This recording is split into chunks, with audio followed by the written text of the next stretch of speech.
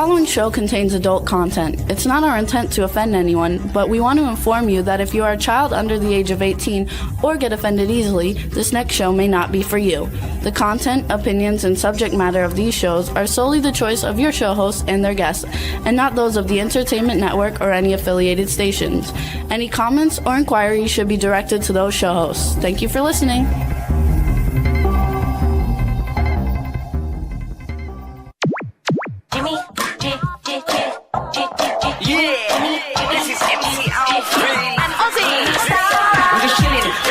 Sitting down and designing, where every man in my thinking, what are we gonna be wearing?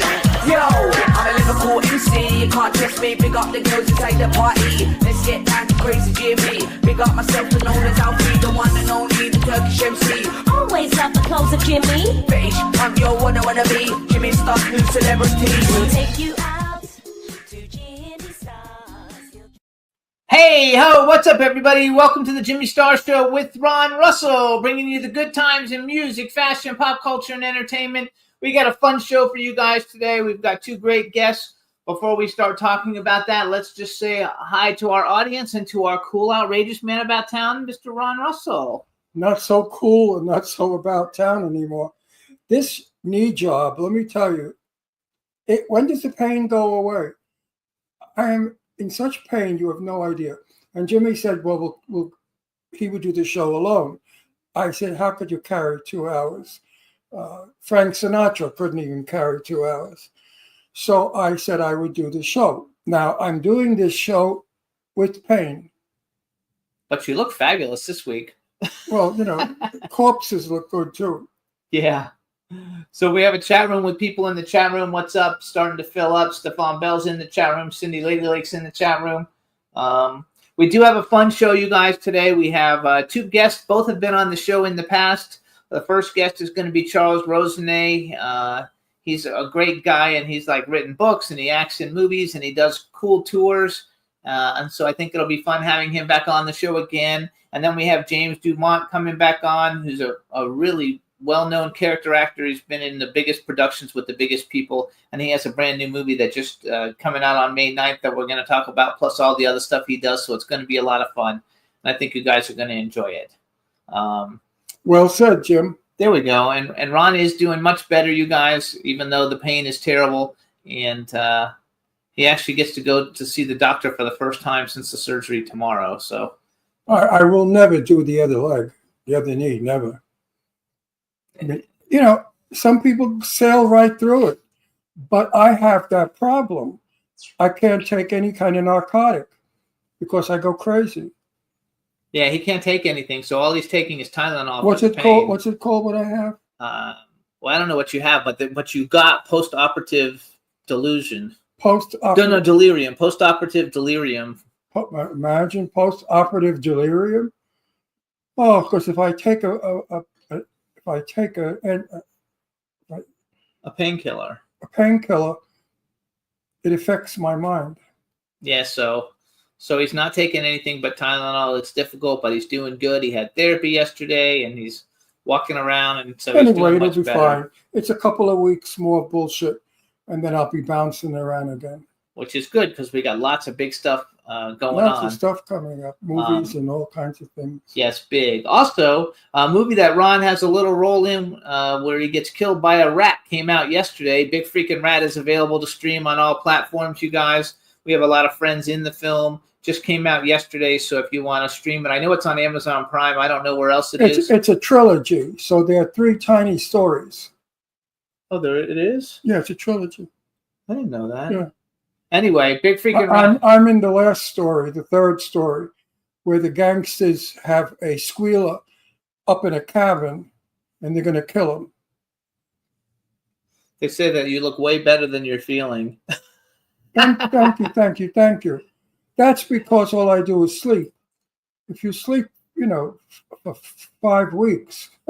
No, it's only 3 weeks, honey. That's what I know. If it was 5 weeks, you'd be better already. I don't think you're going to get anything out of me today of sense. So just chalk They're it off. saying though, no kidding, you look way better. So Thank you very much. So everything is good. Check out Big Freaking Rat, you guys. We also have a couple other movies that I'm involved with. Night Mistress is out, available now.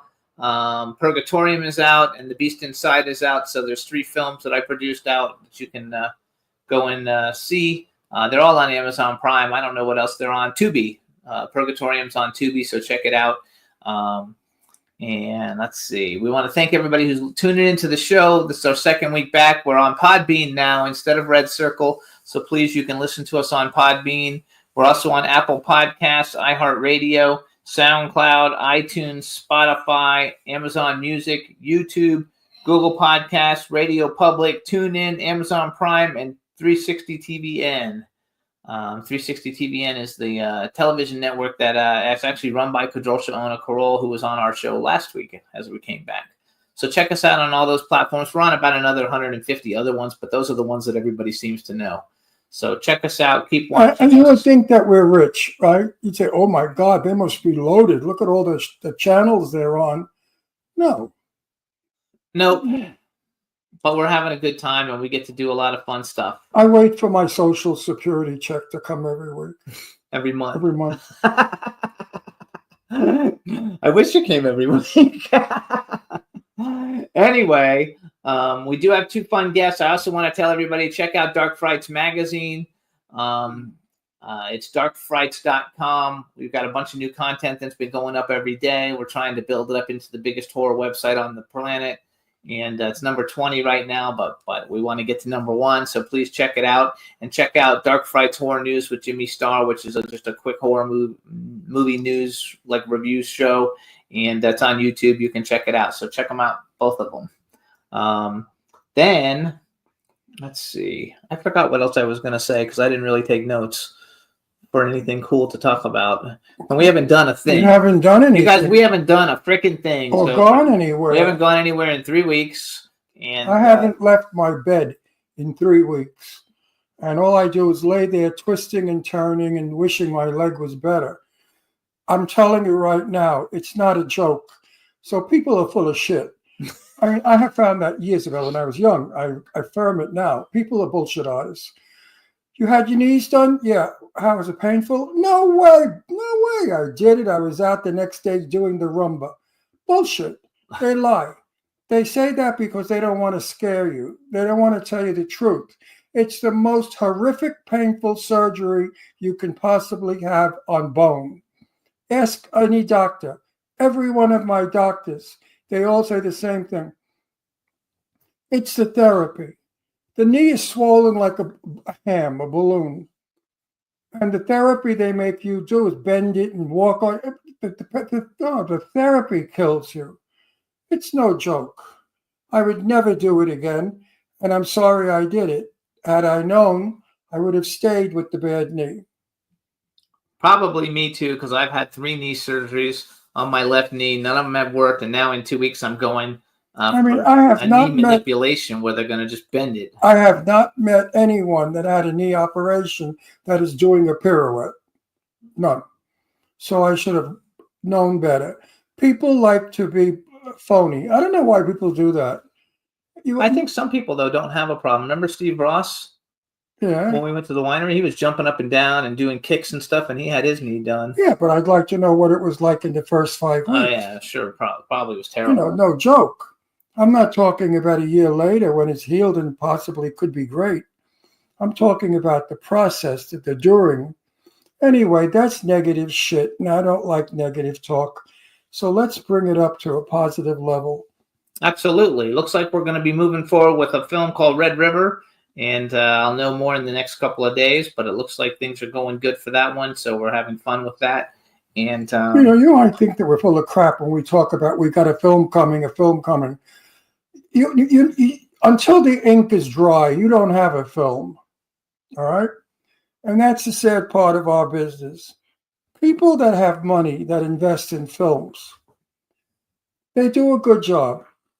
They say, okay, yes, we're going to invest in your movie. Then some relative comes along and says, I wouldn't invest in that piece of shit. It's not going to make any money. You're going to lose money. So the investor starts to think, oh my God, maybe I shouldn't invest. There are so many outside factors that discourage the investor. The investor has to know that the number one movies today are horror movies. They outrun all other movies. They make the most money if they're good.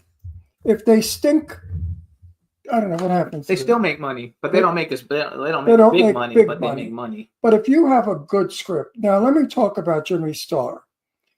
I'm a tough guy.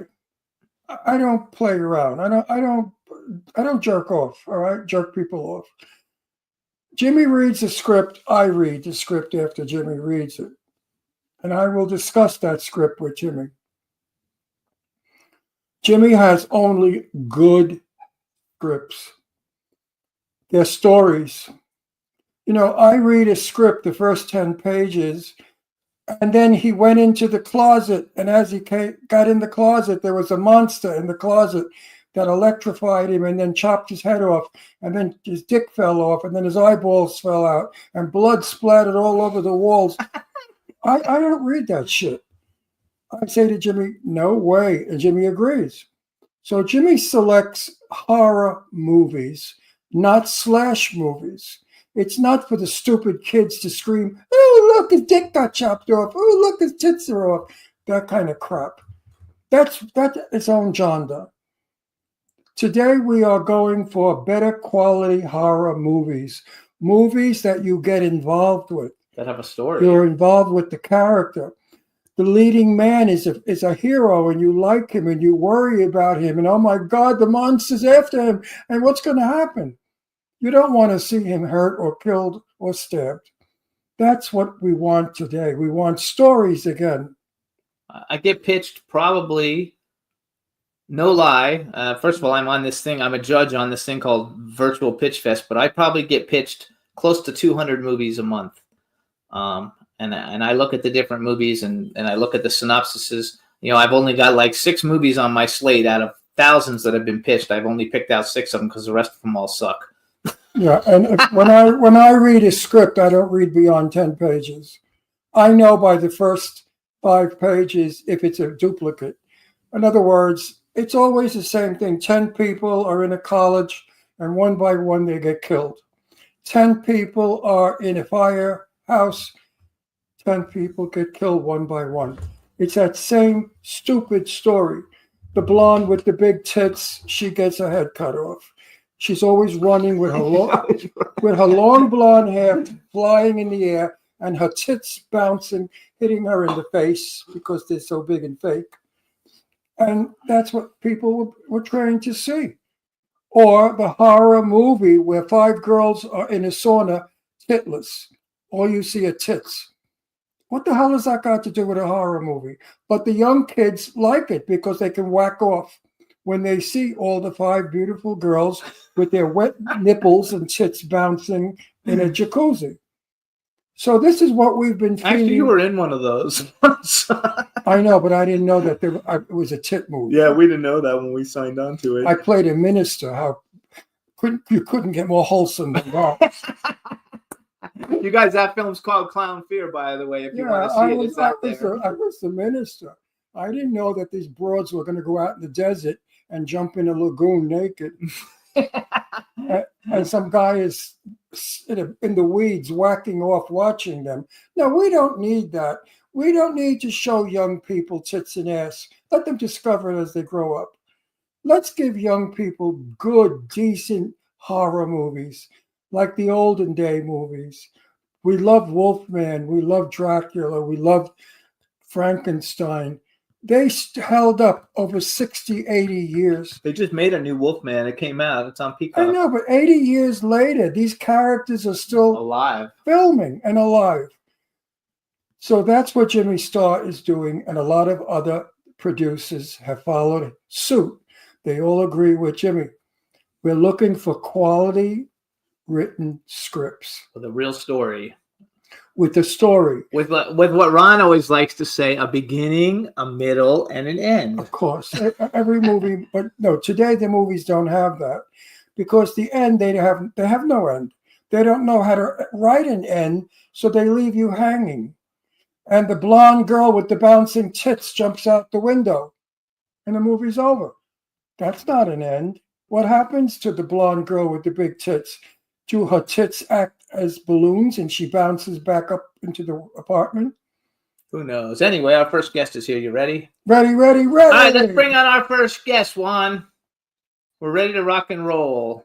Hello, how are you, Charles Rosenay? How are you? Guys, I got to chime in about current horror movies, and I think we're not giving enough credit to Neon Studios and A24, who are putting out elevated horror. No boobs, no slasher, but really quality. There's a lot of quality horror movies, I would say, the last 2 or 3 years. I think going back, 80s, 90s, 2000s, yeah, that's what comes to mind. The 10 kids who go to the cabin, they all get naked, they all get killed. That's now the genre joke. I think the movies that are coming out that are worthwhile, whether it's Death of a Unicorn or Sinners, I can go on and on. Barbarian. Did you see Sinners? I haven't seen it yet, but everybody says it's the best horror movie like in a long time. It's it's overrated, and I think it's gonna. There's a populace that's gonna think that. I loved it. I didn't give it a 10. I gave it like an 8. But it's certainly quality stuff. Where there's a lot of quality stuff out there. Presence was a quality ghost movie seen through the eyes of the ghost. I mean, there's a lot of quality out there. You just gotta dig. You got to dig a little. Yeah, you do have to dig. But Charles, Charles is Charlie. I know. Charles is to the audience. The people that don't know, listen, I don't feel good, so don't fuck with me. My knee is killing me. You're a good actor, okay? You're in a film. I enjoy your performance. Yes. Then suddenly a pay-to-play comes on the screen with you, and you fall flat on your face because you say to the play-to-pay, I'm going to kill you. And the play-to-pay says, oh, don't. And there you go. All your work went right down the toilet. Right. We've got to get rid of pay for play.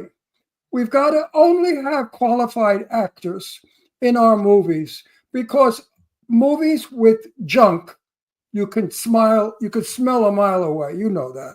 Yeah. And now, you said smile instead of smell a mile away. And I think Smile is one of the few franchise films that have come along in the past few years that really stands out. And I'm looking forward to the next. Yeah. Oh, Smile, and there's one other one. Quiet. I'm in pain, so you can't play with me today because I'll go nuts and start to slash. No. Have you seen Marcel Waltz's Blind? I don't think that's not the same. No. I'm thinking of Don't Breathe. What's the premise? I love Don't Breathe. I would suggest you see Blind. A very low budget, phenomenal indie. It is a film. story. Sarah French was brilliant in this performance. She did not act. Thank God. She didn't scream. She didn't bounce her tits all over the place. It was wonderful to see Sarah French acting. Movie star goes blind through a bad operation. A fan who's a maniac sneaks into her house. And lives in her basement. And she doesn't know it, and he lives in her basement. The story is fabulous. The acting is brilliant. And guess what? The movie did shit. Oh. It did shit financially, I think, but it won every film festival it was in. It won like 50. So guess what? Marcel's next movie, they cut a guy's dick off. And it did great. And you see it. Hang on, we got to actually. I want to actually. Wait. Charlie, listen to this one. Yeah. I said to Marcel, listen, now they've blown a guy's dick off. What the hell are they going to do next? Put cherry bombs up a woman's pussy? He said they did that. He said they did that already. They did it already. They blew his match off. Can you believe this? I'm just, you got me on a roll. Did you see the Demi Moore film? Yeah, I saw it, but I didn't like it like everybody else did. I mean, I thought it was shot very well, but like I didn't really like it. What's it called? Substance. The Substance, I think. Substance. Yeah, I was just pleased that her performance was as good as it was, and that it was recognized, because so many of these horror films never get recognized I know, for. that I agree with. I agree with that, but I just didn't really like the concept of the film that much. But it was done beautifully, and she was fantastic in it. And I'm a huge Demi Moore fan. Matter of fact, my favorite Demi Moore movie is G.I. Jane, which is probably the only movie she got panned as like her worst movie, but it's a great movie.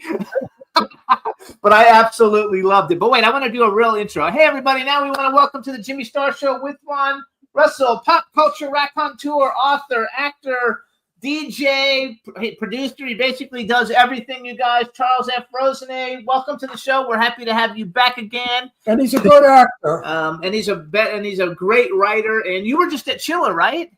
I was a chiller, had a lot of fun with that. Someone came up to me and said, "Hey, didn't you play? Were you talking about a pastor? Didn't you play a preacher, a father in a zombie movie?" And I said, "Yes." And I got shot in the head.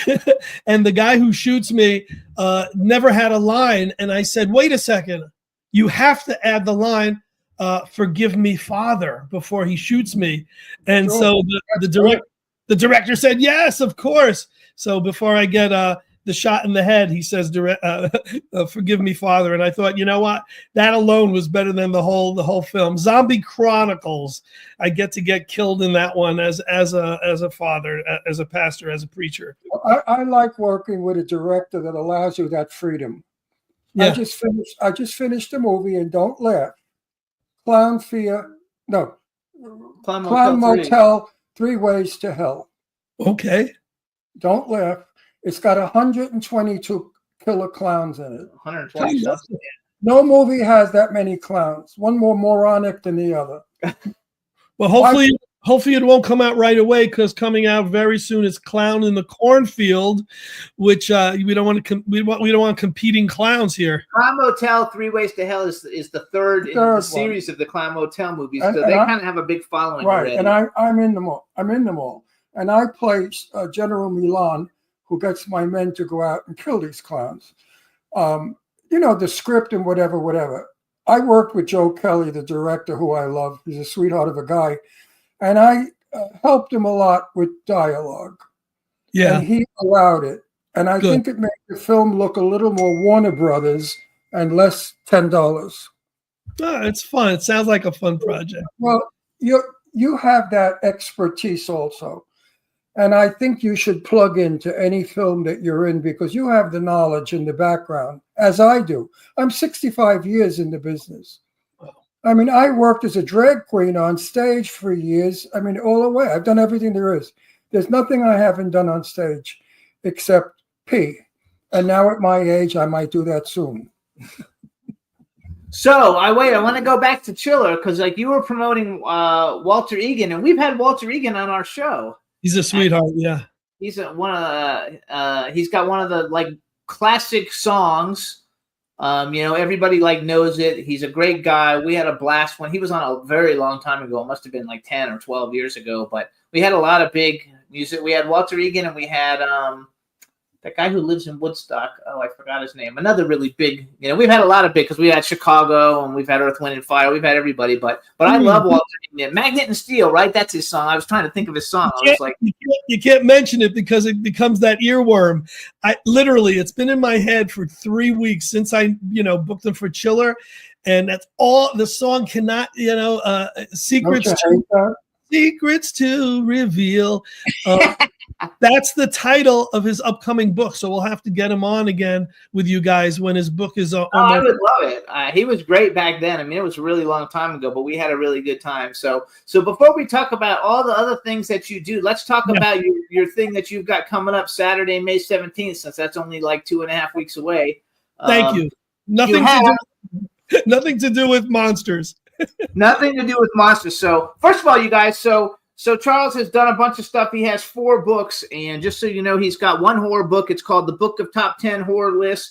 He's the biggest Beatles expert like on the planet, and so he's got the Book of Top 10 Beatles list, of which my favorite show is called Collector's Call, and he was on Collector's Call when they had a Beatles memorabilia guy. You were like the expert on the Beatles memorabilia Collector's Call show, and I was so excited to see you on there because it's my favorite show.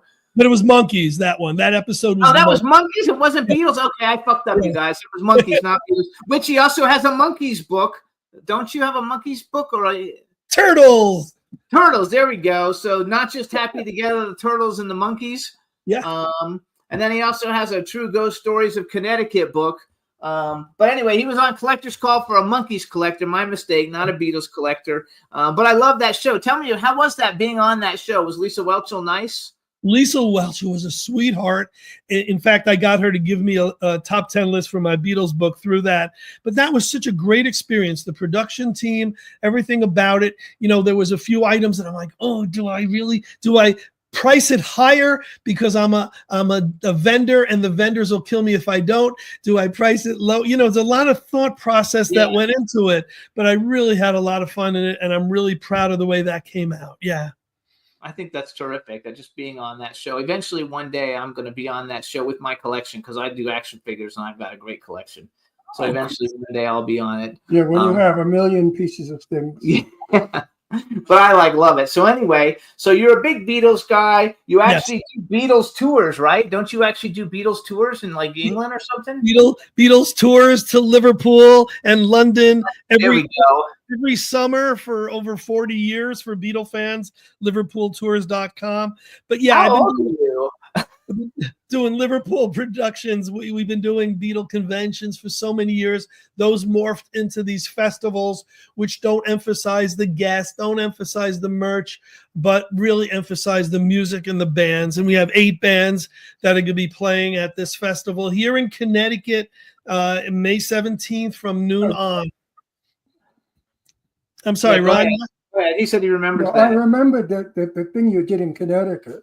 Yeah. So this is the first time in a couple years, and it's in a new venue. It's called Dudleytown Brewery. It's this magnificent, large brewery. We're having the whole event right on their beautiful beer garden. It'll be outdoors. Hopefully we'll have beautiful weather. So 8 bands, about 8 vendors, myself with my book, a lot of other authors. And it's just a fun time. For the first time, it was always Beatles. So yes, most of the bands will be doing Beatles stuff and solo material, but one of the bands will be doing all Rolling Stones, and one of the bands will be doing all the aforementioned Monkeys. So we've got a Monkeys band too. It'll be a little more diverse, but still within the 60s genre.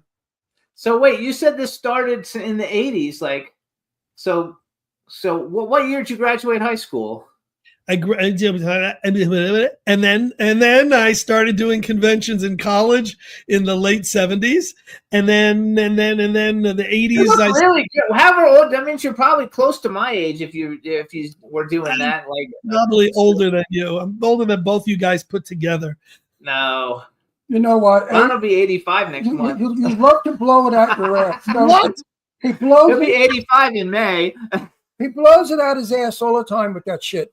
We go to cocktail parties, no matter where we go. In 10 minutes, Ron will be 85. I mean, like, put me on a pole. And He's fabulous. Look at him. He's like acting all the time. He's working, except for the knee surgery. knee. He's in great shape. Charlie, don't ever do a knee. No. If you blow a knee, live with it. It sucks. Play basketball 3 times a week, and that's one of my biggest fears is that knee injury. So scared. But my dilemma.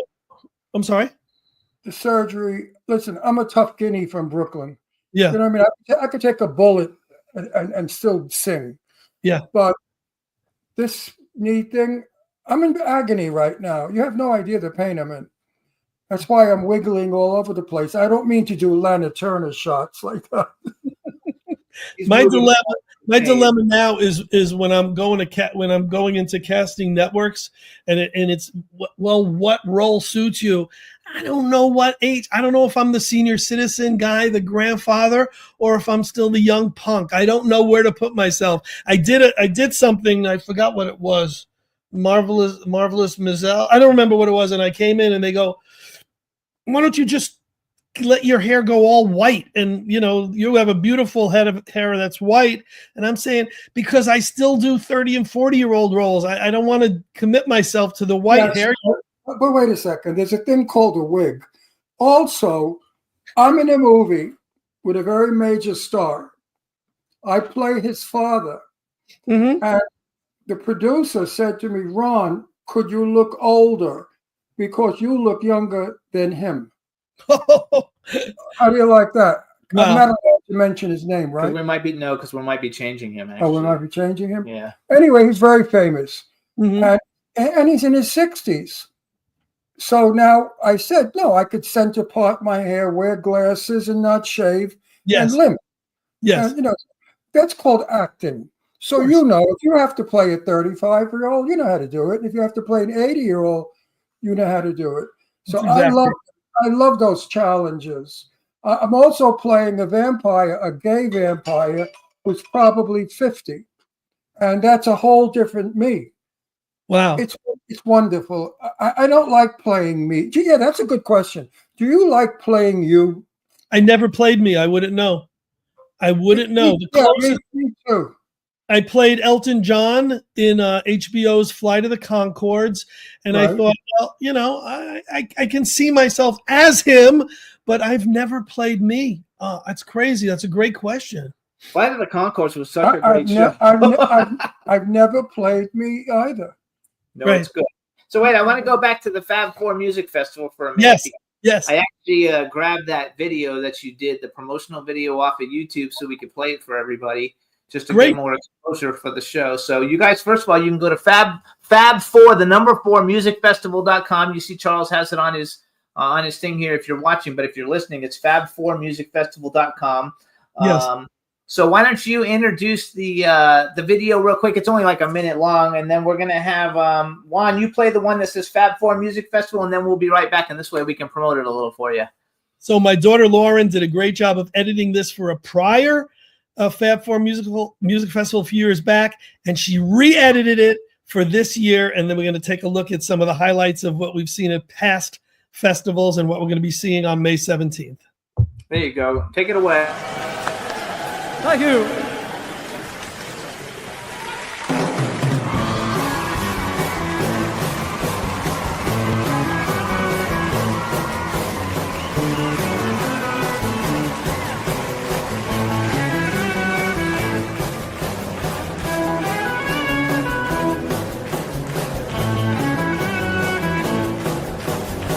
They say it's your birthday.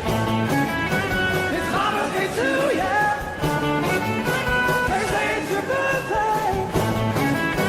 We're gonna have a good time. I'm glad it's your birthday. Happy birthday to you.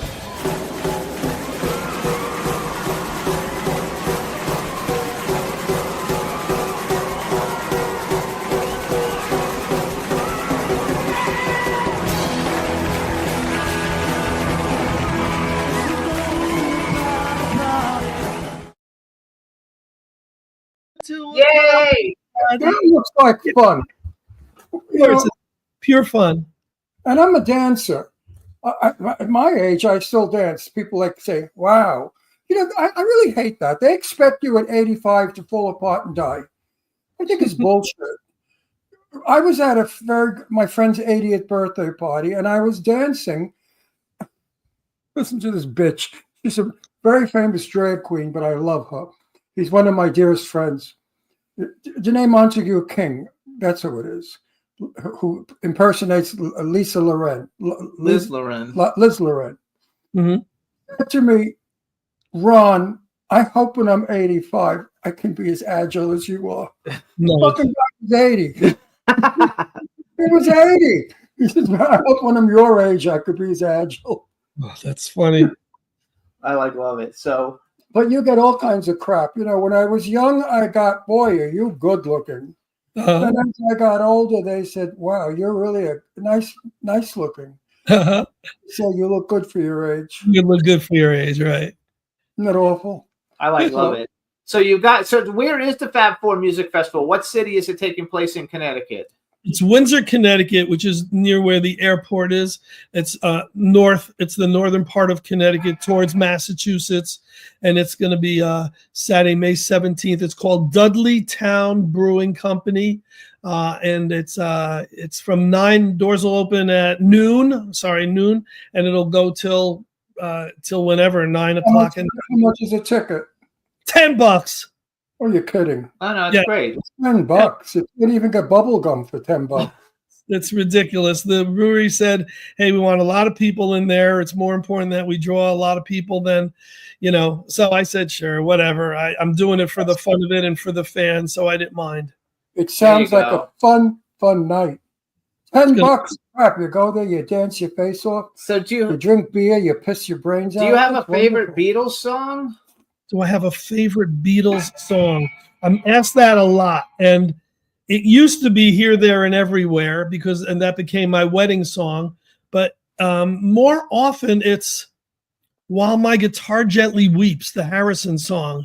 And that's only been in the past, I don't know how many years, because when it first came out in the White Album, that wasn't always my favorite. But that's kind of been my go-to, yeah. I like The Fool on the Hill. Oh, beautiful song. That's probably my favorite The Beatles first song. time I ever heard the Beatles, I was driving back to New York from Florida. Mhm. And on the radio, I want to hold your hand. And I Mhm. thought, what the hell is that? And then, of course, that was the lead song that made them so famous. When I was little, though, for my birthday, my sister bought me Sgt. Pepper's Lonely Hearts Club Band album and an LP, because that's what they had back then. Sure. So I had it and I liked it, but it's not my favorite of all the different songs. So Right. It was very hard for people my age to transition to the Beatles and all those other groups, because we were so used to Johnny Mathis, Frank Sinatra, Peggy Lee, and then suddenly these people come along screaming at us, Understood. and they were screaming, and we didn't like it. The older No. people. No, we didn't like. No, the kids loved it, but we didn't like it. Why Right. are they screaming? Why are they not singing? Like all the other singers sing. Yeah. Well, So there was plenty of not screaming in the Beatles catalog, but that first impression, I get it. I get it. They were screaming at us. This music was foreign. We had never heard this music before. Never. The loudest we heard was In the Elvis. Mood. Glenn Miller's In the Mood. Oh, in the chat room, they Cindy Ladylike likes The Long and Winding Road. I remember too, though. So the last time we had you on, we were promoting you at a couple spots left on the Haunted Trolley. How did the Haunted Trolley go, and is it happening again this year? My God, it was never so successful. We're doing it again for Halloween. We're trying to. It's going to be like a murder mystery. We're changing the theme. But what you don't know is I also did a Christmas version of it called "Who Slayed Santa," and it sold out. It was hysterical, and we're going to reprise that. That was such a success. We'll do that again too. I know that I love. So I like all that stuff. So you guys, here's some of the things he does. So okay, he's got the Beatles tour that he does in the UK. What's that? That's it's every August we go to London and Liverpool. The website's liverpooltours.com. There you go, liverpooltours.com, you guys. Then he's got the Haunted Trolley for Halloween, you guys. He's got ghost tours to Europe, and then probably the thing that I think is the coolest out of all of them is Dracula tours to Transylvania. And is that an every year thing? Is that every year? Every October we go to Transylvania. We mix the lore and the fiction and the fun of Dracula with the history and the truth and all the stuff behind Vlad the Impaler. Great tour. Before we got on, I got a call from someone from North Carolina who says, I hope you're still doing this tour. This is my bucket list thing. And I go, yeah, and you're going to have the time of your life. DracTours.com is how people can go with us to Transylvania, Romania. I love it. So now how long has the Dracula tours been going on? Since 98. The Beatle tour since 83. The Dracula tour since 98. And the Ghost tour since about 2001, and we'll be going to Haunted England next summer. So a lot of amazing fun things, and I try to host most of them. There's a lot to juggle here, but we do that. And I've got a paranormal convention coming up in July. I wasn't going to mention it in case I'm coming on again, but we're going a little out of the box with it because it's going to be paranormal, true crimes, a touch of horror, and our special celebrity guest is Butch Patrick, the original Eddie Munster from the Munsters. I actually wrote it down anyway because I saw it on your Instagram, July 12th and 13th, you guys. and it's paracon.org, but con is like for Connecticut, right? Yes. Is that why? So it's PARACONN.org. Butch Patrick, everybody I know who knows him says he's a really nice guy. Yes. He's been in some of the films that we've actually worked on, but never shot at the same time we shot our stuff. So I've never actually met him, but I'm Facebook friends though with him, and they say he's really cool. Yeah, we'll get him on. We'll get him on with you before that. It's funny because it all ties in. He went on one of the Dracula tours as a special guest by himself and had the greatest time.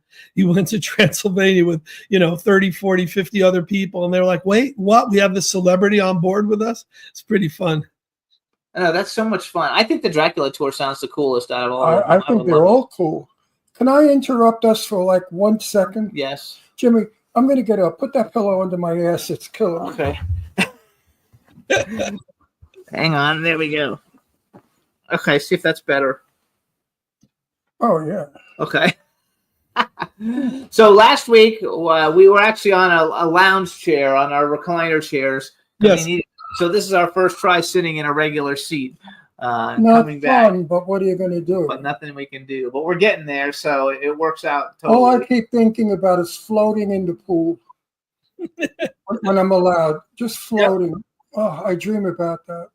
I love it. So then, do you have an agent or something? How did you get it? Because the Flight of the Conchords, that was a really big deal. When that came out. Yeah, so this was really weird, Jimmy, because that was an out of the blue. Hi, is this Charles Rosner? Yes. Do you have representation we can talk to? I go, what's in regard to? Well, we know you can imitate Paul McCartney and Billy Joel according to your other whatever the other was on some profile. Have you ever done Elton John? And Ron, what was my answer when someone asks me, can I do something? You just say yes. 100% yes. And I did, and I say, of course. Yes. I don't even say yes. So then did you have to learn how to do it, or did you actually know how to do it? No, so I went, to the audition, and I wore the brim hat, big glasses. I put a black space between my teeth. I walked in, and they say, you got it. But they didn't tell me is there were 2 Elton Johns in that episode. It was myself and Patton Oswalt. And he's he's the main one, and he's upset at me that there's another Elton John at this soiree or whatever it is. So it's kind of a fun thread throughout the episode. And then there was a Bono impersonator, a Cher impersonator, because the guys from Flight of the Conchords were impersonating Simon and Garfunkel. So there was a lot of impersonators, and it winds up, I think, with a Obama lookalike. It's a really fun episode. It's in the 2nd season. That was great. Yeah. Patton Oswalt, he's a big deal. I mean, he's huge. And I don't know. I forgot the name of his wife, but his wife was a big 80s actress who was in Dream a Little Dream. She was the hot girl in Dream a Little Dream, that movie with I guess Corey Feldman or Corey Haim or somebody's in that. But anyway, it was a lot of fun though, and I like all that 80s stuff a lot. So I'm surprised. You should almost do some kind of a book on 80s stuff, because you're kind of you're there for it, and all your list stuff seems to be very popular. Or are you going to come out with book 2 of the book top horror lists or something? You're so sharp. I've got about 60 of the 100 done, and I'm I lost interest in that one. And I was at Chiller, as you mentioned, last weekend, and there were so many people I could have gotten lists from. I saw Linda Blair was there, and Geraldo Rivera, and it's just endless amount of guests. And I didn't even bother, because I've got 4 other books in the works. One on Kreskin, the amazing Kreskin, kind of a tell-all. I've got another book on the Gary DiCarlo, who you probably never heard of. He was the voice and writer of Na Na Na Na, Hey Hey Hey. Goodbye. They sent out a band called Steam, who wasn't on the record, wasn't him. He didn't get royalties till he was in his 60s. A lot of one of those record industry stories. And then I've got another Beatles book and a Monkees book in the works. So I too much. Next level stuff. Yeah. Now, what do you do just for fun? Well, I don't lay in a pool relaxing, because that would be the opposite of me. I just could not even think, the family says, hey, you want to go to the beach? And well, if I could bring my laptop and my calendar and I could, work while you go. So That's how I am too. For me, the work is fun. The work is fun. I love every second of it. For me, the work is fun, and the only other thing is because I like to shop for action figures, so that's my other relaxing thing, or whatever you would call it, is doing stuff with action figures. But otherwise, for me, the work is the fun, and I'm not very good at relaxing. Yeah. No, you're not. I'm not good at just sitting and doing nothing. Like I need to be doing stuff. So Yeah. So what are some of your top 10 horror list things for you personally? What are some of your favorite horror things? Abbott and Costello meet Frankenstein comes I right. love that movie. I love that movie. I can watch it over and over. I saw it when I was a kid. Yeah. I went with my sister to see Yeah. it. And it terrified me. I was about 10 years old, and I couldn't sleep that night. All I kept thinking of was that being thrown through the window and Dracula.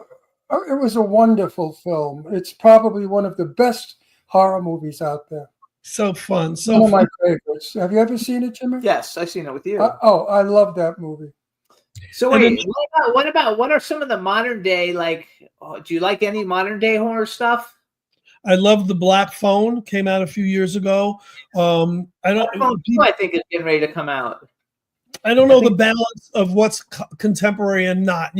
My midpoint is Exorcist On is contemporary. Exorcist Back is classic. But there's a movie the movie that I like to tout, which people don't know a lot about, is a movie that had a soundtrack by Paul Williams, and it's a better horror musical than I think Rocky Horror, and that's the one everyone loves. It's Phantom called of the Paradise. Phantom of the Paradise. Great movie. Jimmy, I love you're that movie. screaming. That is such a good movie. As a matter of fact, I was just recently looking at action figures of the Phantom guy on eBay. But they're kind of expensive. Winslow Leach, played One by of the William first Finley. movies that I ever got, that and Phantasm were the two first movies I ever got to see by myself without an adult. Yeah. And the soundtrack for Phantom of the Paradise is fantastic.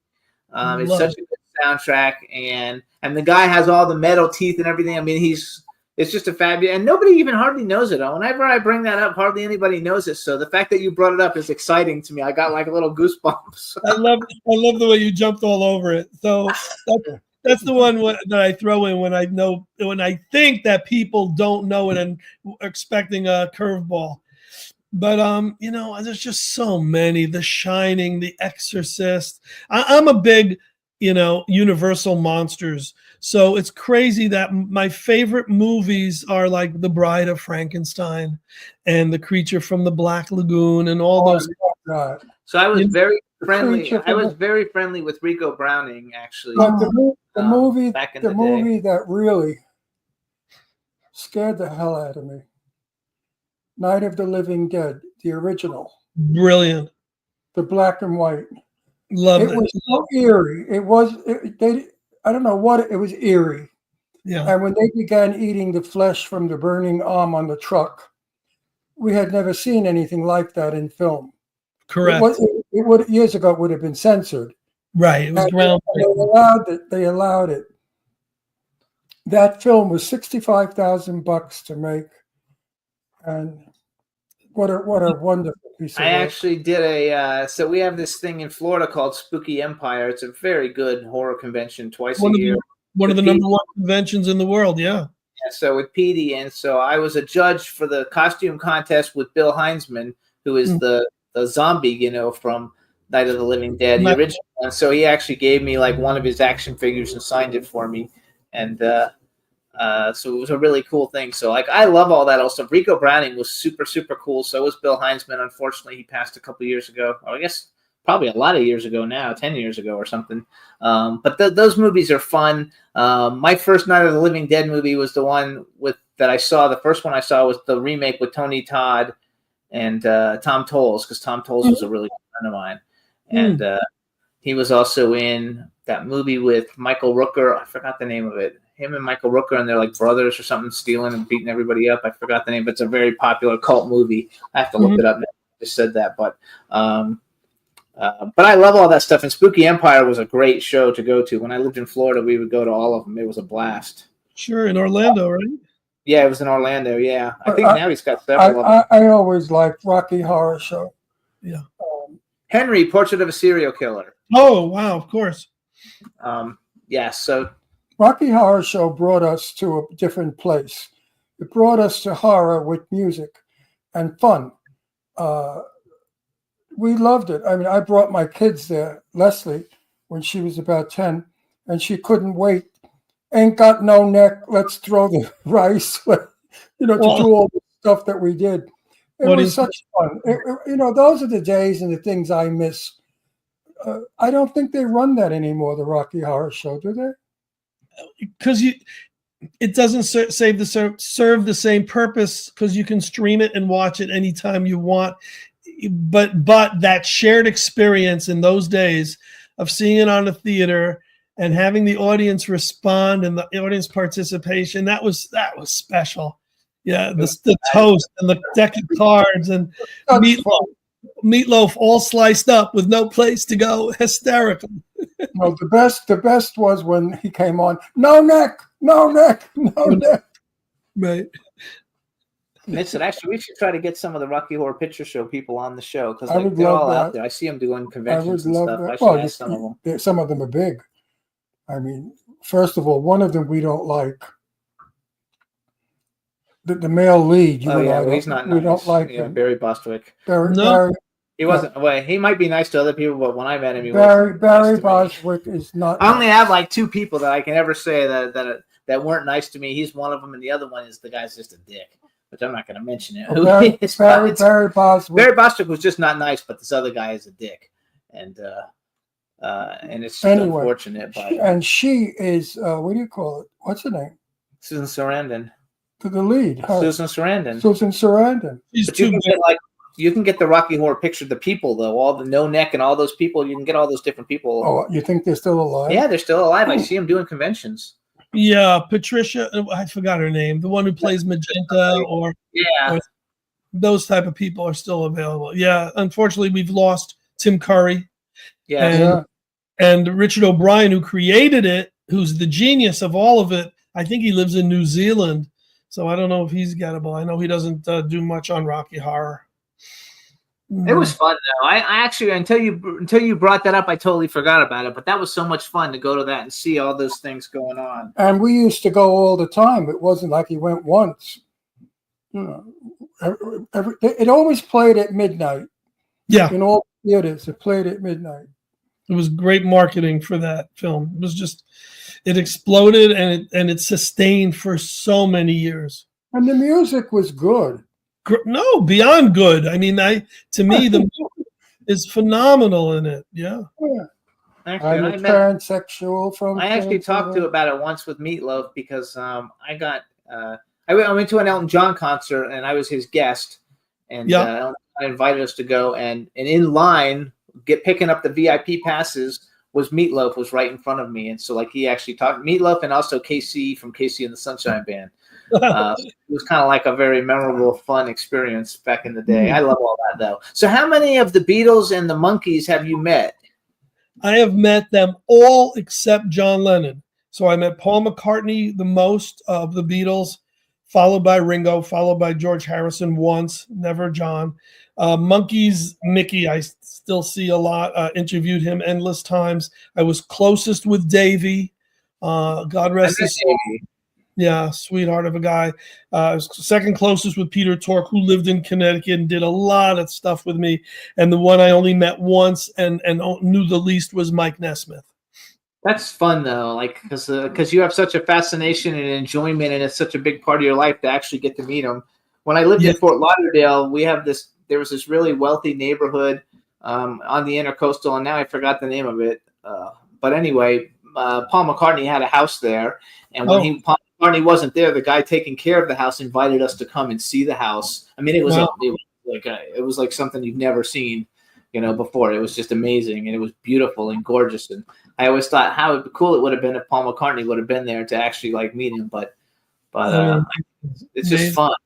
So who are some of the most like your favorite? Do you have like people that you've always wanted to meet that you finally got to meet, and how did it go when you met them? I always wanted to meet the Beatles and never thought I would. So when I met the Monkees in '86, I was like, all right, that's it. Anyone else I meet is gravy. Everyone else is under that. And then a few years later, to have met McCartney was just, this is my life. My life is this is Beatle events and Beatle magazines and the tours, and to meet my heroes. And fortunately, they lived up to the happiness that I would have wanted them to exude with me. So the back of my Beatles book has a picture of me with McCartney from the first time we met. Oh, there you go. Really proud to have gotten photos with him. And I got really closer with Linda, his first wife, Linda McCartney. And whenever she goes, oh yeah, you're from Connecticut, but you were originally the Bronx, right? Well, I'm Scarsdale. I was right in the middle. She would always remember that. And she would say, yeah, we get the Beatles magazine you put out. And she was very cool. But I'll tell you, the first time I met Paul, the guy who introduced us said, this is Charles Rosnay. He produces the Beatle conventions in the States. And Paul goes, oh, that's cool. And Charles publishes a magazine called Good Day Sunshine. And Paul goes, oh, good title. And then he also does the Beatle tours to Liverpool. And Paul goes, oh, when do I get my royalties? So that was like the funniest line. He really broke the ice. And it was, he was kidding, of course. Thank goodness. No, that's I can remember when I was very young, being a part of the old Hollywood. Meeting movie stars was probably the most exciting thing I could ever do. Meeting Rita Hayworth was a thrill.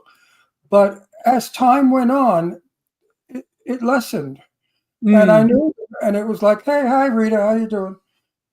I became friends with Jane Russell. That's why my name is Russell. I took her name. Oh. I loved her to death. And Jane and I became brother and sister for years. We hung out together. We traveled together. We did everything together. So I'm immune.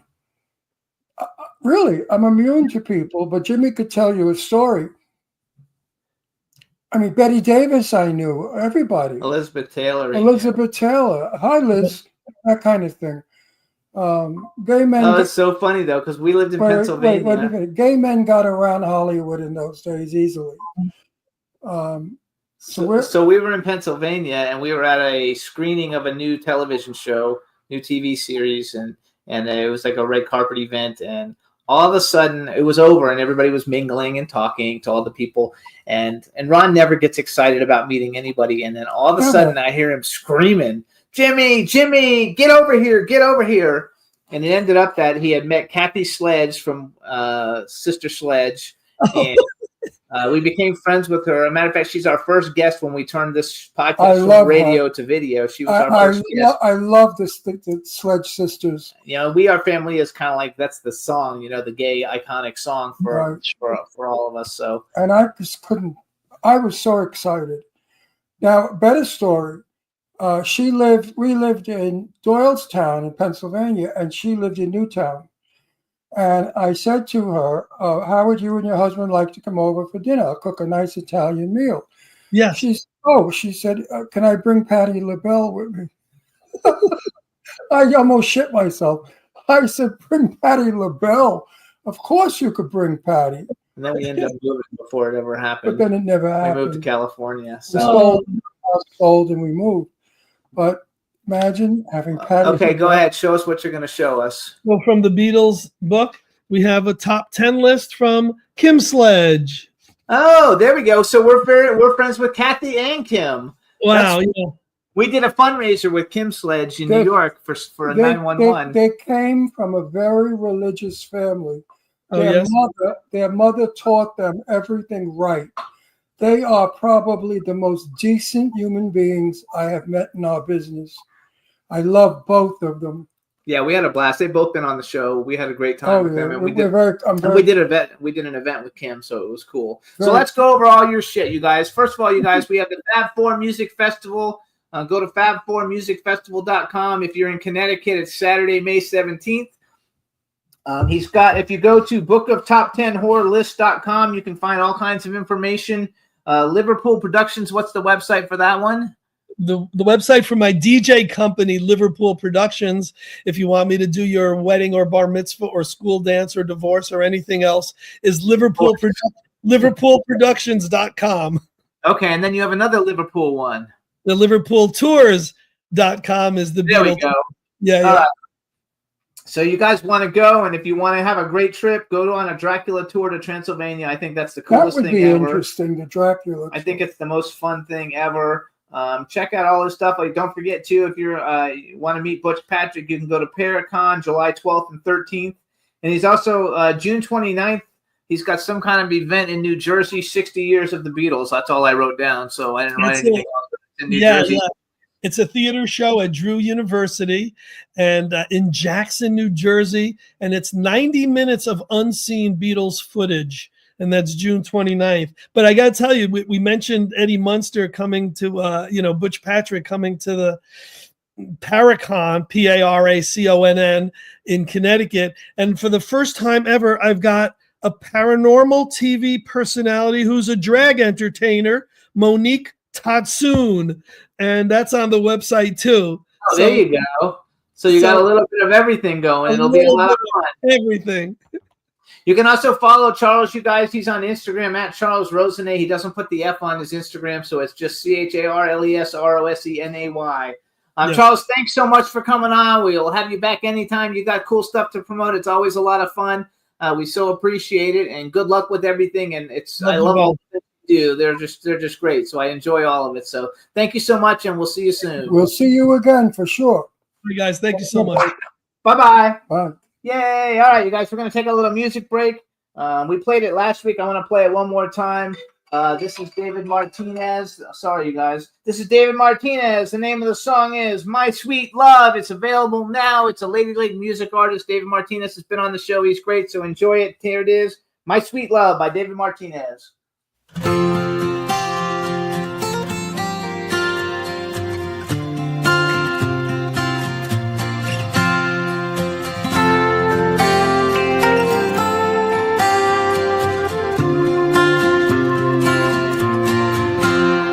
My sweet love, you sing to me. Heart overflows with your melodies. My sweet love, you paint my sky. Watercolor love notes brighten my life. I'll never be the same again. Right where we belong. Our hearts keep perfect time. Together forever, my sweet love.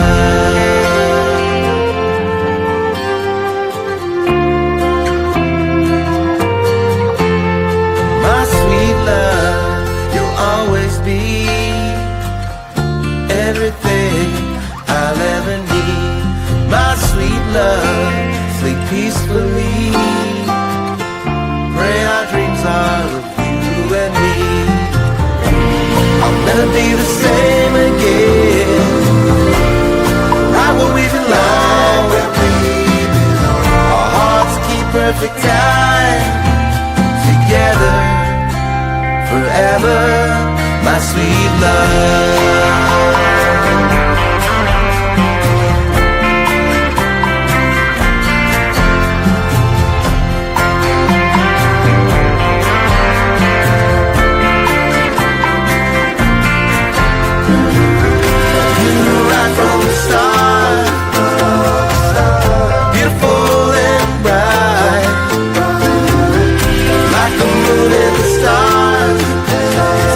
Sparkle in your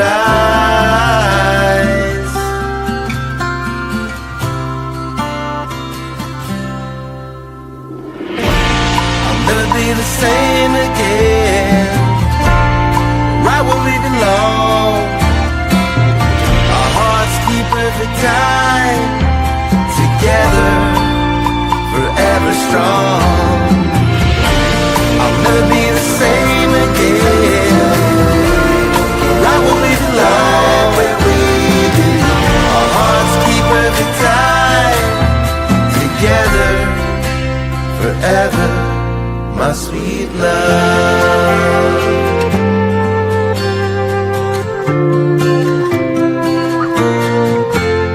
My sweet love, you sing to me. My heart beats to your melody.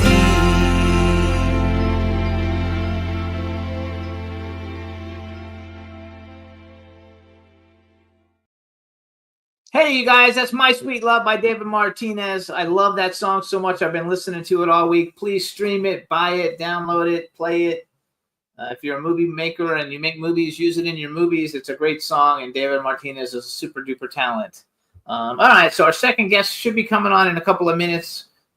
We have 2 minutes to go. Maybe we'll take another little music thing going on, but our next guest is James Dumont. He's super talented. He's got a brand new movie that's coming out, so we'll get with it in a second. But in the meantime, why don't we play Irene Michaels' My Heart? This song won a bunch of awards, so I think you guys will like it. It's a lot of fun. Take it away, Juan. Irene Michaels, My Heart.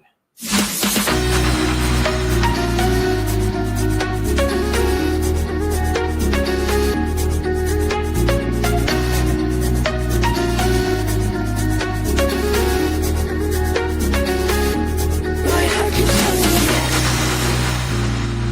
but my mind keeps telling me no. My heart keeps telling me yes. Should I stay or should I go? My heart keeps telling me yes,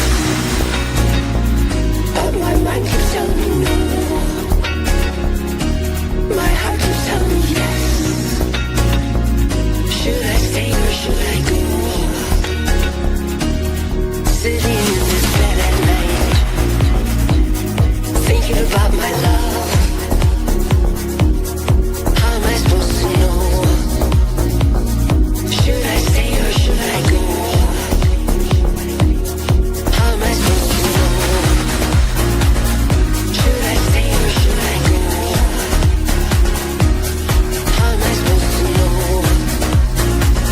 Should I stay or should I go?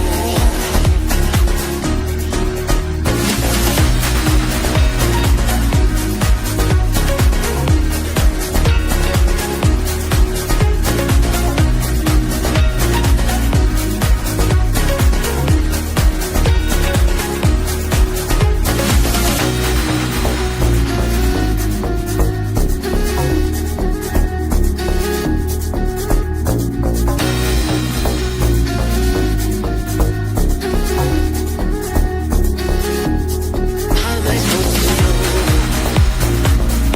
Should I stay or should I go? How am I supposed to know? Should I stay or should I go? How am I supposed to know? Should I stay or should I go? How am I supposed to know? Should I stay or should I go? My heart keeps telling me yes, but my mind keeps telling me no. My heart keeps telling me yes. Should I stay or should I go? My heart keeps telling me yes, but my mind keeps telling me no. My heart keeps telling me yes. Should I stay or should I go? My heart keeps telling me yes, but my mind keeps telling me no. My heart keeps telling me yes. Should I stay or should I go? My heart keeps telling me yes, but my mind keeps telling me no. My heart keeps telling me yes. Should I stay or should I go?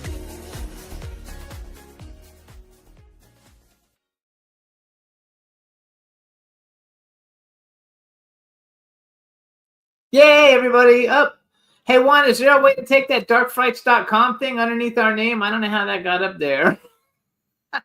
I don't know if there is or not, but see if you can take that away, because I don't want that to be there. It should say Jimmy Star. I shouldn't say anything. There you go. Perfect. Thank you. What is that anyway? That's my horror news podcast. Oh. Anyway, you guys, so that was Irene Michaels, My Heart, and I think our next guest is here, so we're going to bring him on. Let's rock and roll. Hey, should I stay or should I go? There you go.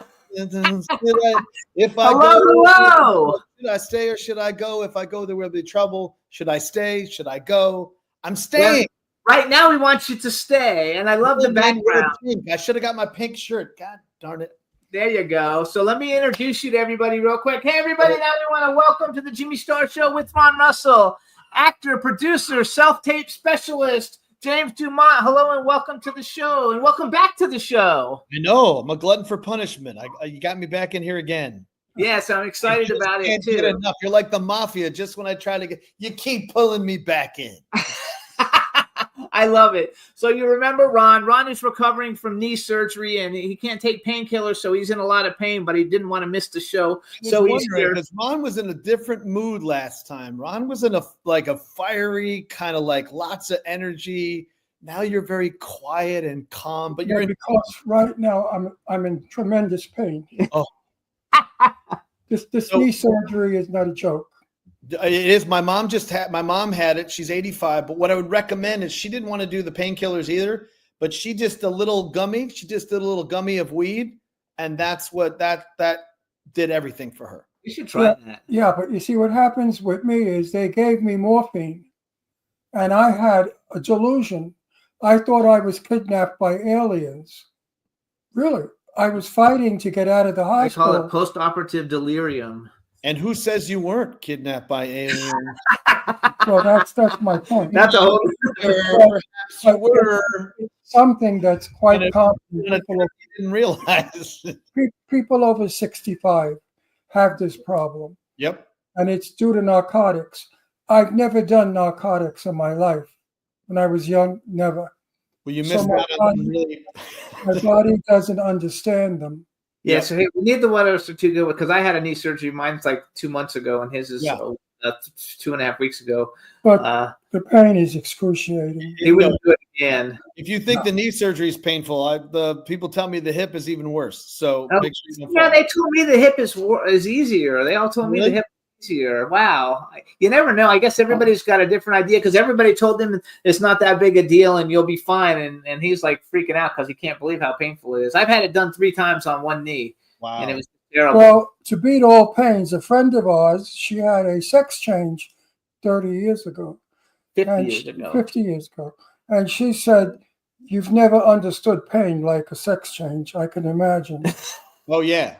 So I'm grateful that I have my dick. Oh, man, that's a whole. I'm Forget happy that. that- I'm happy- You're talking about some shit right I'm there. I'm happy that Johnson is there. That's So exactly I'll right. take the knee pain. All right, you guys. So now we have James Dumont, and last time we didn't talk. So sometime in this conversation, after we talk about your new movie, I want to talk a little bit about the self-tape specialist thing because we barely hit on that the last time, and that's something that you do a lot of, according to Instagram. Yep. So you guys, first of all, you can follow James on Instagram. He's at James Dumont. He's also got on-camera workouts. So it's on Instagram. It's on-camera workouts, which I guess is your self-tape specialist. Correct. Like That's it. Instagram Yep. site.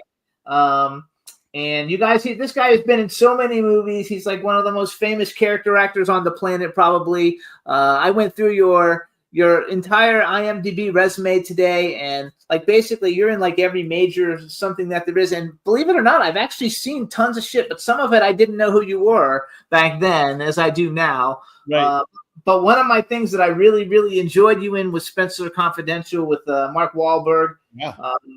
I thought that it was great. You're really like good in that one. So I think everybody should totally check that one out. It's got Mark Wahlberg, Winston Duke, Alan Arkin, Post Malone, which I'm trying to get him in another movie I'm producing. Joaquin Woodbine. So I think it's really cool. And then you did another movie called Roe versus Wade, and Ron used to be friends with John Voight back in the day. But we've had Jamie. Robert Davi, No, Mindy wait, Robinson. wait. Hang on, wait. Let me No, finish. don't. Used to be. No, I'm still Well, friends. you haven't seen him in a long time. But if I see him, we talk. It's not like Yeah. Okay. he's no longer. Angelina Jolie grew up in my house. I Wow. peanut butter and jelly sandwiches for her and my daughter. Love They, it. she swam in my pool. Angie Voigt, anyway. Yeah. Anyway, the movie Roe versus Wade has so many people that have been on our show. That's why I'm bringing it up. Yeah. John Well, Boyd Mike, has been on it. I'm going to cut you off there. The producers of Roe v. Wade have not paid the actors, so we don't talk about that movie. I don't want to talk about them at all. Oh my gosh, that's Oh, terrible. We'll talk about anybody who screws actors out of their money. They're off. I did it because it was Wade and Roe v. Wade. It was a great opportunity, but no, those people were in litigation with them. All the actors have I'm not. so many sorry of to the hear that. I'm so Yeah, sorry. it's just it's funded by the Christian right in an effort to turn Roe v. Wade over, and we thought when we did the movie it would never happen, and it did. So let's not spend any time on that. Let's talk about. Anyway, it has a great cast, and they've all been on our show. There you absolutely, go. absolutely. And look, you're right. There's good people in there. There's no two ways about it. But yeah. So The other thing I noticed Go though, ahead. on your IMDb is like you made 1 million movies with Mark Wahlberg. Yeah, I've done 1 million, less 3, but yeah, yeah. I love the way you pitched that though. It's like, but yeah, no, I did. Deepwater Horizon. Deepwater Horizon was the first one, and I built up a really great rapport with Peter Berg to the point where I would come up with really great creative choices because I was the vice president of BP. I did a lot of, I'm a big homework and research guy. When I'm playing historical characters, I spend as much time and energy doing research as I possibly can. And I'm always looking out for something that my teacher, Larry Moss, who's thanked on the Oscars by many people. And Larry would say, what's the Achilles heel of that character? Or what's their fundamental weakness? Just like Superman has kryptonite that holds him back. Because most of the time in all creative storytelling, the character, once you find out what the character's weakness is, most of what they say or do is to overcompensate and cover up for that very fact. Right. And that's an incredible way into a character. So one of the things I found out things about my character in Trumbo. I found out things is in this vice president of BP. He was really all about publicly showing how safe the rigs are and how safe everything is, to the point where, and this is a historical fact, he got on that helicopter on the Deepwater Horizon rig in order to present a safety award. And it was really all about trying to pose that this is safe and nothing can go wrong, and that's what the face of BP is. And that's what it was. And that's what his job was, to do that. So there's this whole little moment where we present, God, what the hell is his name off? Kurt Russell's character with a safety award. And I did this whole little thing of like, I said, hey, Pete, I got an idea. Can you get a couple people over here to like take pictures of me with him? And Pete just kind of looked at me and I go, yeah, because we want to show that we're all for the safety, right? And Pete just like the look on his face, like, how the hell did you come up with that idea? It's like, fuck, we're adults. Right. Yeah. How the fuck did you come up with that idea? It encapsulates everything of why you and everybody else is on this rig, is to present a positive face, like this rig is safe and nothing can go wrong. And he thought that was a brilliant, I just asked people to just come over and extras to take selfies of me. And then he goes, no, we're going to go a step further. We're going to have somebody who poses as a photographer who's hired by BP. Like, we created an entire story based on one idea that I threw to Peter Berg. That's cool. And from that point on, my relationship to Peter Berg changed to the point where he goes, I wrote in and we have an entire scene with you on the rig watching the fire and the American flag in the back. And so I have this whole scene that Peter Berg created because I came prepared and proactive. And that led to, and even the scene and the thing is his favorite. The rig's on fire, Rick. Because in the beginning of the movie, I'm like, you can't wear he tells me not to wear a purple tie because it's it's superstitious, and I take the tie off. I'm the fucking vice president of BP, and I got some dude on the ring telling me I can't wear a tie. I give him all this shade. I have to watch the movie Okay, again. gentlemen, Well, because the deal is, my pain level has exceeded my ability to work. no worries, Ron. James. get well. James, come Find back a, again. find a Come gummy. back again when I'm all better. We'll have Will him do. back, but we're gonna keep going anyway. All right, So Yeah, get him a little gummy just to take the edge off. You know. actually, We don't have that. yeah, we don't actually have those. We can get those, but we're Yeah. like so anti-drug in this house. It's not even like I got funny. It. I got it. It's medicinal in my eyes. It's I get it. Yes. Oh no, I get it. So I'm gonna move over into the But middle here. just know that my mom, who's 85 and was in a lot of pain, she did a very, very low dose, and that's all she did. She did not take the Vicodin and all the other stuff because it was Yeah, we like, don't. and he she doesn't. didn't get it, and she didn't get addicted. She took naps mostly. She rested well, took naps, and she had a couple munchies, maybe, like it worked out fine. So my point with Peter Berg is that one of his favorite lines is "the rig's on fire," because my character goes from being very arrogant to freaking out. And then he wanted me to have this moment where I'm looking at the fire of the rig, I'm looking at the fire in the water and American flag. So he created this entire scene that just is mine because of my preparation and being prepared. And that's partly to parlay into, why I coach. This August will be 10 years of being a coach, is that I've been a working actor and had to self-tape. There was a time where I think half the auditions were offers, half the jobs were offers, and half were self-tapes. And so I had to earn each opportunity by putting down some of the best work I could on a self-tape and create like a mini movie of that character. Like, for example, I was up till 3:00 this morning, vacillating and picking between what takes do I submit, because it's 7 pages of dialogue. It's 6 minutes of an audition. It's a lead in a feature film. I want to show them that I can do not just one way of doing this character. And normally with television or guest stars, I'll do a take 1 and take 2. But with it being a 7-minute audition and 4 scenes, I decided I'm just going to send them 1 and then my reel. But I was really pondering about what work do I want to show them, because I had choices of positive and, one way to do the character and the other way. So I bring this up because what actors have now, which is a huge advantage, is the ability to be able to shoot your own auditions using these cell phones in the comfort of your own home. And it allows you to work all over the world. That's not always been the case. It used to be when there were live auditions that you physically had to live in New York and afford to live there. You physically had to live in Hollywood and afford to live there. You physically have to live in Atlanta in order, or Albuquerque, in order to work there.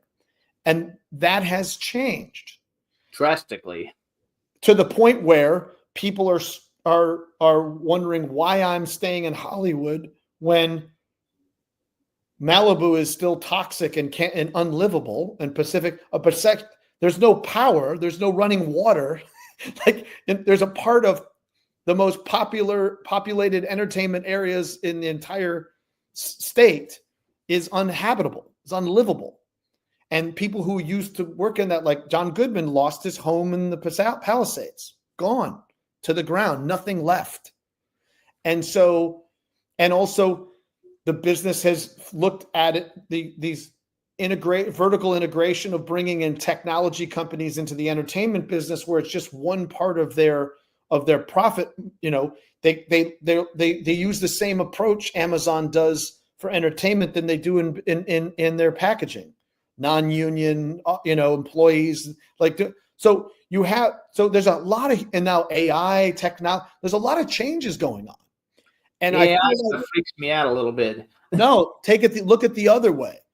It shouldn't freak you out that you didn't have to get up and change the channel on your TV. It shouldn't freak you out that you don't have to have a cord for your phone. We all adjusted to new technologies. At first we were like, I don't want people to reach me. I don't have to have a voicemail.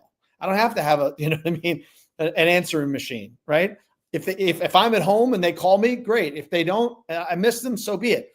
You know, like we change and adapt as we go along. So my point on all this is that I found a way in which for me to be working in multiple markets and now all over the world by learning the skill and the craft and the art form of creating a self-tape. And they becoming more and more competitive. But when I started self-taping 15 years ago, the people that were self-taping were famous. They didn't want to be subjected to having to audition, and they couldn't necessarily fly to meet that director in London, New York, LA, Chicago, whatever it may be. So what they would do is, let me just send me the material. Let me, you know who I am. Let me just lay down one of the scenes. And if you're interested, then we'll go further. But it was a way in which to kind of like, you know, it was a semi-offer, but it was a semi-audition. It was a soft way to kind of, you know, but people who were more famous and known than I was were self-taping even over 20 years ago. So now everybody's doing it right now. Pretty much everybody. Now it's the norm because the economics of it, the economics of casting director having to, you know, hold and maintain a physical office in New York City, commercial real estate in New York City or Los Angeles. You know, it's cost prohibitive to do so, you know, as much as they would love to have these interactions, and they do in some cases have it do it virtually, or they rent a place for a period of time to do it. But it's like the cost of that is one thing. And then let's look at the environmental impact. There was a time for Blue Bloods that 10 producers, and same thing for CSI in LA, 10 to 15 people would be in one room at Paramount in the middle of the day. So you have 15 cars on the freeway, all going to one, and then you have 40 actors all driving from all over the place, putting 40 more cars on the road to go to Paramount to be in one room for a 3 to 4 hour period of time. Like, that doesn't make economic and environmental sense anymore. No, that's true. I still think it's important to have one-on-one interaction, whether it's virtual or in a live callback situation. But the initial phase or the decision-making is happening all electronically. I can remember back when I started doing, so I'm a shitty actor and I don't even try to act, but I have been in a lot of films, mostly because I have a big social media following. So people would put me in shit, you know, but I'm not any good, and I never thought I was any good. But I can remember going, you know, I lived in Miami, and so I would go to Miami, and there'd be 200 people fucking auditioning, and you had 200 people from North Carolina, from Atlanta, from Louisiana. That was the worst thing ever. Number one, I never got it. I'm a great producer, but I'm not a good actor. But I do remember that, and I think that what you're saying makes total sense about environmentally it's better, and you know what? You know, maybe they bring you in after they've looked at, 100 tapes and they pick the 3 they want, and then you go in, because you're narrowing it down. But that way it's not like this huge cattle call. And so basically your self-tape specialist, it's like a school that you teach people how to do it. Is that what you teach? Our website is oncameraworkouts.com. And I only teach 2 classes a week. And I do today for Wednesday. Today's my hump day. I'm between classes, which is why this time frame works. Is I have a day class that goes, and I'm in Central Time. I have a day class that goes from 11 to 1. It's just 2 hours, and actors upload a couple of their self tapes. I get to watch their self tapes, and I give them notes or adjustments, ways in which to make their self tape stronger. I actually even show, and I showed 2 takes of an audition that I just shot that I edited and sent off. So I teach, I practice what I teach. So I point out things that are in my self-tape about techniques and tools, about eye lines and working the frame, and this is the shelf, mid-frame, and primary, secondary eye lines, creating visual nouns, seeing things before you say them, as opposed to just saying words, and telling the story visually. There's a lot to it. So there's actually so much to it that people might not actually even comprehend, because so many actors nowadays just read lines anyway. Unless you're in the bigger productions, most people just read lines and they're terrible. I work in the indie world, and so to me, 99% of all the actors are terrible because they just read lines and they're terrible. And it's not about they forget that film and television is a visual medium that's told in pictures and images. So even a simple phrase that I say of like, see it before you say it. Like I can say to you, so I was like, I can say, why are you so angry? I just said it. Or I can go, why are you so angry? I took a half second to create that you were angry on the other side. Right. That's all the difference. Huge And difference. it takes a little, and it's a little thing, but it has a big impact. So what I realized is from 15 years of self-taping, booking hundreds, losing thousands of opportunities, building relationships, doing the best work I can, the technical aspects of things changing drastically different, from ring lights to now having to have 3 points of light and a backlight. Like there's changes. But I think the thing is that as a storyteller and creative, our job is to change and to evolve. Again, I can see the initial reaction of being of looking at it as a threat, as opposed to looking at it as an opportunity, and that comes down to just mindset, and that comes down to point of view. Is either you can hold on to an old idea that I'm waiting, and there's still some people in New York that are waiting to get back into the room live.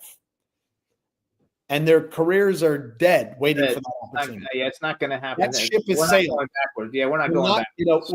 We're going back in other areas, but we're not going back in terms of that, right? So I'm not going back. We're not going back. We are, but in some areas we're progressing in other areas. And so I feel like, so for me, having had all this experience, wisdom, not wisdom in any arrogant sense, but trial and error, having lost opportunities, not capitalized opportunities, I decided that I would share my knowledge, wisdom, and experience of doing this for the last 15 years. So I would do live workouts wherever I was. I would do live workouts where I would give people material. They'd have, 3-4 days to work on the material, have it memorized, like they're coming in for a live audition. They do their first take. I give them a note or adjustment. They do their second take. And then when we're done, we watch the playback, and I watch and I give them notes on how they took the note or adjustment, because at the end of the day, this is exactly what's going to be expected of you on set. So the way I replicated my business is exactly the way the business exists. Is when I'm self-taping, I get booked off my self-tape. I don't know this director. I don't know how they work. I don't know if they're an actor director or they're a person who screams from the monitor. I have no idea what I'm walking in. I don't know how the other actors are going to work. I'm walking into an entirely fresh situation, of which I have to be trained for whatever happens. And so even for this movie that we're talking about today, which is Unit 234, it goes to Henry Winkler's great advice to me, which is it's a hustle at every level. The Fonz says, Yale graduate, Emmy-winning Henry Winkler says, James, to a young actor, James, it's a hustle at every level. Accept the hustle, enjoy the hustle, and don't give up. And that's the best advice ever, too, by the way. Advice ever is to go wherever you are, you're going to want to hustle to be somewhere else. Don't be angry about it. Don't be resentful. Don't compare yourself to other actors. Their journey is their journey. Yours is yours. And if you give up all. You're never going to know what you were capable of doing. No, you're never going to know whether you were able to achieve all the things that you knew you were capable of. I can't give up because I see mediocrity being like lauded as incredible, and I go, oh my God, I have so much more to offer. No, I agree with that. And I go, so I can't let mediocrity or social, influencers who are not really influencing anything other than commerce and attention. They're not influencing, policy. They're not influencing democracy. They're not influencing, injustices. They're not influencing anything. They're creating content that creates revenue, that creates attention, but that's not that doesn't influence or change things. Right. So the point is that the storyteller's job is to hold his tour a mirror to nature, not my quote, Shakespeare, to look at things. And so every single opportunity that I have to create a human being, usually in 24 to 48 hours, is an opportunity for me to be an actor. It's an opportunity for me to express what I'm capable of. So And even you're actually an actor too, That's though. it. You're a real actor. 'Cause actors act, you I've know? seen Squid Game, Righteous Gemstones, Jurassic World, Trumbo, Patriots Day, Deepwater Horizon, Spencer Confident. I've seen you in all these different things, and you're never the same. Right. Which that's real acting. And I even take exception of the C word. I'm not a character actor. I'm an actor. Sly Stallone is a character because he's a character actor because he does one real character and does it very, very well, and we love it. But it's really one-dimensional. Oh, see, I didn't really think that was the I definition. think Tom Cruise is a character actor. You're right. My favorite Tom Cruise Cruise said that. You're right. Because actors do all different kinds of roles. Character actors do certain roles that the audience loves them playing those characters. Meaning, like when Will Ferrell tried to do a drama, nobody was interested. It's like a perfect example. My favorite Tom Cruise movie is the movie where Tom Cruise is cocky. That's every movie. Where Tom Cruise is the cocky guy that overcomes. See, that's one character. That's not. I had a different idea. So, like to me, I love Tom Cruise. I'm not trying to, but you see what I'm saying? We want people to play these kind of roles that we like and appreciate, which is great. And we want Sly Stallone because to come in and kick some ass and look, hey, I'm gonna do it. We want that. And the point is, there's nothing wrong with that. For me as an actor, I go, you're right. I'm the vice president of BP who's in a tie in Deepwater Horizon. I'm the emergency management guy who's caught between the bureaucracy in Patriots Day. I'm the Goomba from Boston that's got a matching tracksuit and car. Those are three totally different characters now. But let me go to that. Wait, let me go to that because that's why I called you a character actor. So in my head, a character actor is a person who comes in. He doesn't star. You're not the Tom Cruise of the movie, but you're the movie who steals every scene that you're in. And to me, Stanley Tucci is like a character actor. No matter what he plays, he steals every movie he's in. He's the star, even though he's not the star. Right. So that was more my definition of a character actor. I wasn't thinking it as they play the same character like every time. Like, Robert De Niro is the same person in every movie. Like a lot of people are the same in every movie. You are not the same in any movie. You're different in all of them. Yeah. And so that was really, so when I said character actor, I was meaning it as a compliment, as like because your scenes are scene stealers. And I don't take it as an insult at all. I do think though that I do feel that there is a transition that happens when and this is the transition that I feel that I'm in right now, which is moving from being a character actor, which is I serve the piece in a very specific way, to moving into the supporting lead, not the lead, but the supporting lead. Yes. The person that can hold their own. Like that's what I'm doing with Don Johnson in this movie. I'm his bodyguard. I'm his driver. I'm his henchman. You know what I mean? I'll take a bullet for him. Like I'm his ride or die. That's who I am to him. Like I serve all of those particular jobs and those roles in here. I play Leon, who is his driver, enforcer, henchman. I do everything for him. And so moving from character, and again, I think sometimes though, I think people look at character actors in a less favorable light than they do the leads of things.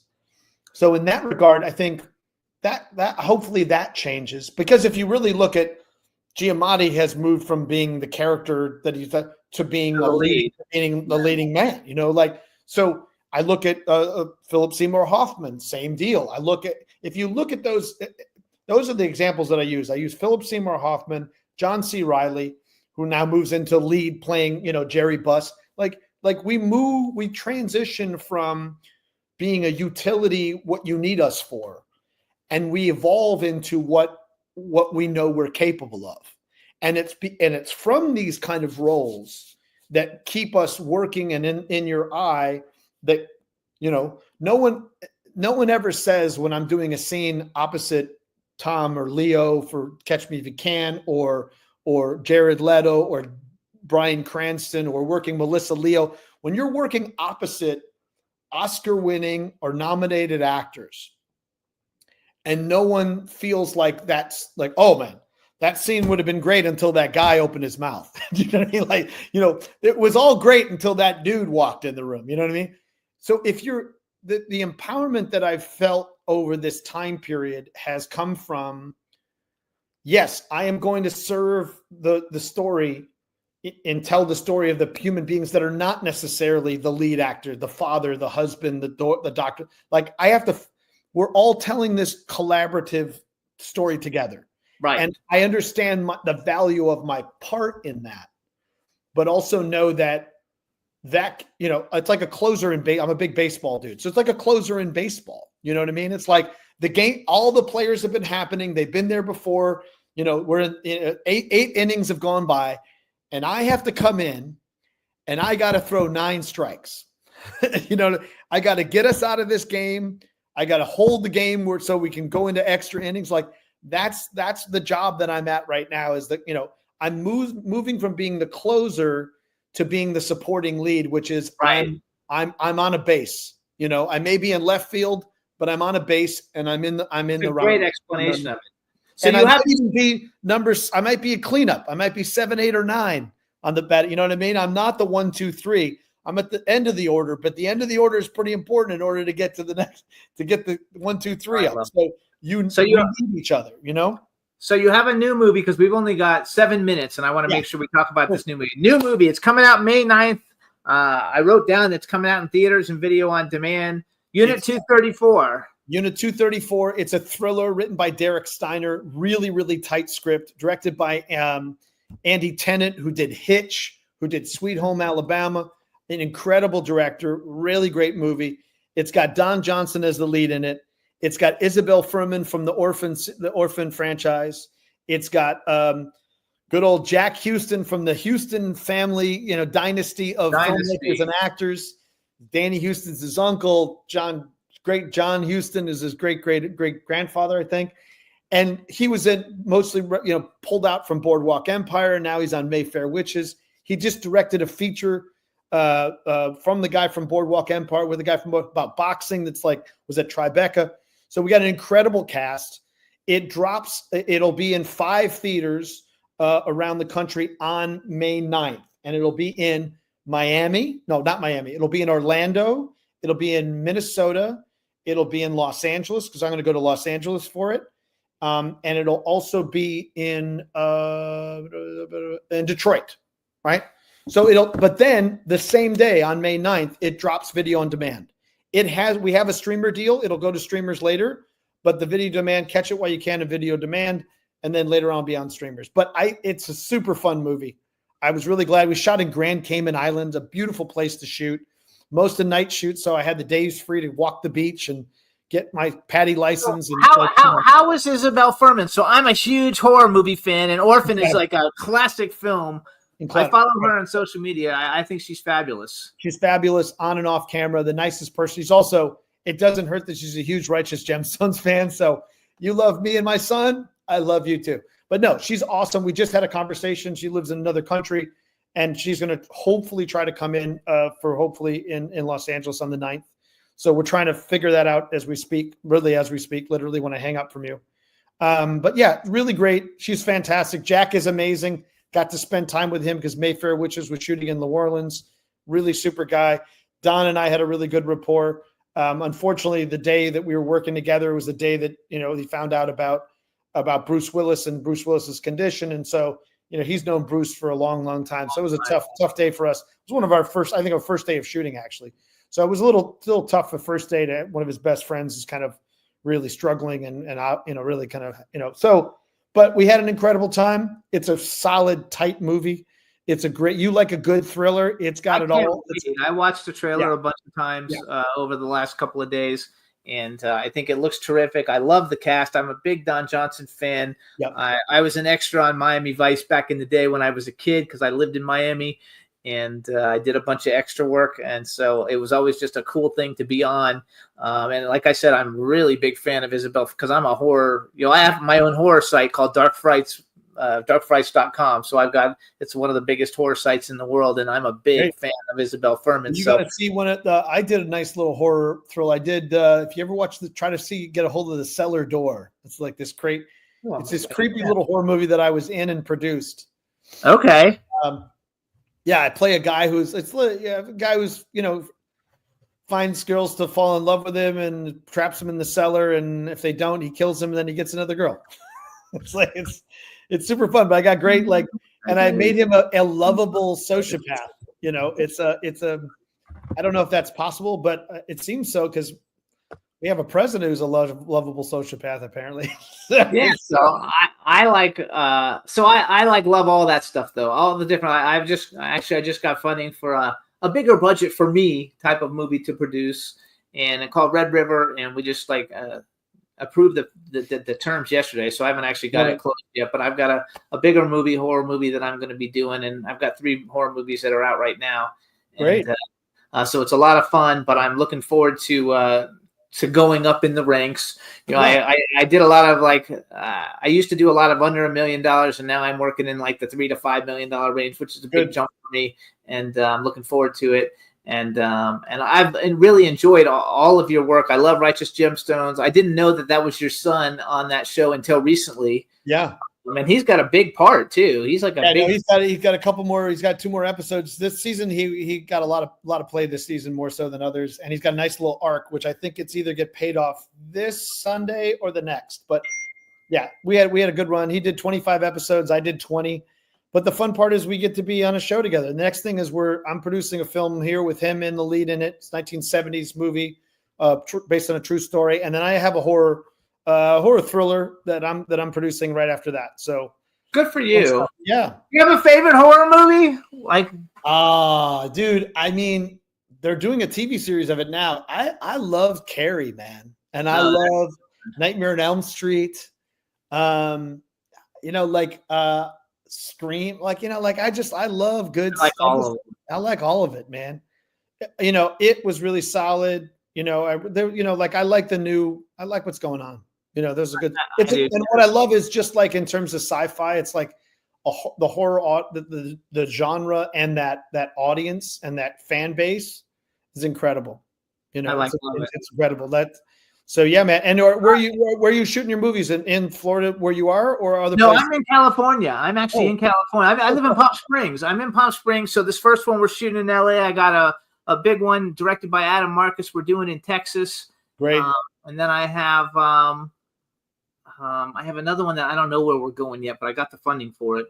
Louisiana, man, we got a 45% tax credit, bro. Yeah, I hear it's great there. So I love it. Yep. All right, so James Dumont, you guys follow him on Instagram at James making Dumont. movies without calling me now. You gotta I might be actually. You know how to reach me. I've got Instagram on camera workouts. You guys check out Unit 234 coming out May 9th. Don Johnson, Isabel Furman, Jack Houston, and of course James Dumont. Check out all his other great films. We want to thank you for coming on the show. Congratulations on everything. It's always a pleasure having you on the show, and we'll see you soon. Thanks again. Appreciate it, Jimmy. Thank you. All righty. Bye-bye. All right, everybody. Thanks for tuning in. We'll see you next week. It was a great show today. Sorry Ron missed some of it, but he's just not feeling well, and we want to thank everybody for tuning in, and we'll see you guys next week. Bye, everybody. See ya. This is MC Alfred. I'm just chilling in the studio, sitting down and designing. Where every man in the thinking, what are we gonna be wearing? Yo, I'm a Liverpool MC. You can't test me. Big up the girls inside the party. Let's get down to crazy Jimmy. Big up myself, and known as Alfred, the one and only, the Turkish MC. Always love the clothes of Jimmy. Bitch, I'm your one I wanna be. Jimmy Star, new celebrity. We'll take you out.